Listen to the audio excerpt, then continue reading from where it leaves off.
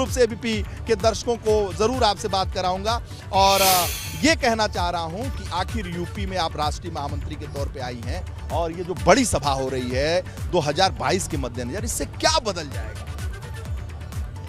आने वाला समय बेहद महत्वपूर्ण है। 2022 इस प्रदेश की भी दिशा को तय करता है और इसके साथ ही साथ चूंकि यूपी सबसे बड़ा प्रदेश है तो राष्ट्र की भी दिशा को तय करता है, इसलिए चुनाव महत्वपूर्ण है।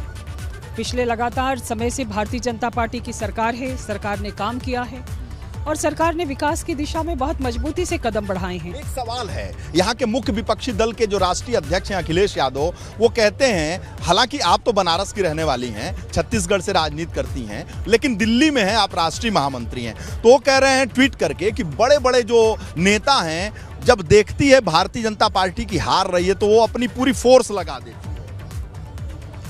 हमारे यहाँ पर सांगठनिक व्यवस्था है, हमारे यहाँ एक परिवार से विषय नहीं चलता है और परिवार की अगर बात होती है तो अखिलेश यादव जी चूंकि परिवार से आते हैं, परिवार की राजनीति करते हैं, परिवार से आगे बढ़ते हैं, इसलिए उनको संगठन का ज्ञान नहीं है।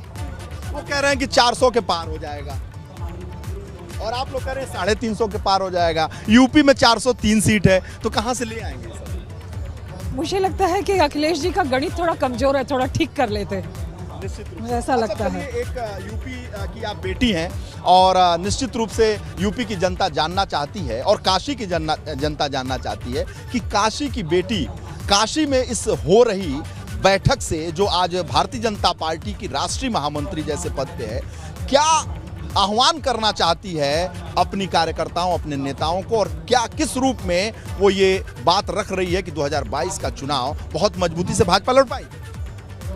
बहुत मजबूती से लड़ रही है, लड़ पाएगी की स्थिति नहीं है, बहुत मजबूती से लड़ रही है। सरकार हमारी फिर से बनेगी और इस क्षेत्र का जो प्रतिनिधित्व करते हैं हमारे देश के माननीय प्रधानमंत्री जी, उन्होंने पूरे काशी क्षेत्र की तस्वीर बदली है। अपने एक मजबूत इरादे के साथ में उन्होंने क्षेत्र की जनता को बहुत सौगात दिया है। सरोज पांडे जी, प्रियंका गांधी बहुत एक्टिव है दिल्ली से आके। प्रियंका जी को जरा अपना भी दूसरे प्रदेश भी देखने चाहिए, केवल उत्तर प्रदेश चली आती हैं और फिर जो बाकी कुछ बचता है राजनीति करने के लिए उनको केवल एक ही प्रदेश दिखता है। मैं उनको आमंत्रित करती हूँ एक बार जरा छत्तीसगढ़ भी आए, वहाँ पर भी जो घटनाएं हुई हैं जरा उसे भी देखें। वहाँ की जो आशा वर्कर हैं वो भी बड़ी उम्मीद लगाई हैं, आंगनबाड़ी की भी वर्कर 10,000 रुपए के लिए इंतजार कर रही हैं। उनका मुख्यमंत्री है, उनका दायां बायां हाथ है, जरा एक बार आ जाती। आप छत्तीसगढ़ से राजनीति करती हैं, राष्ट्रीय महामंत्री हैं, मैं कह रहा हूं कि भूपेश बघेल बहुत कैंप किए हुए उत्तर प्रदेश में।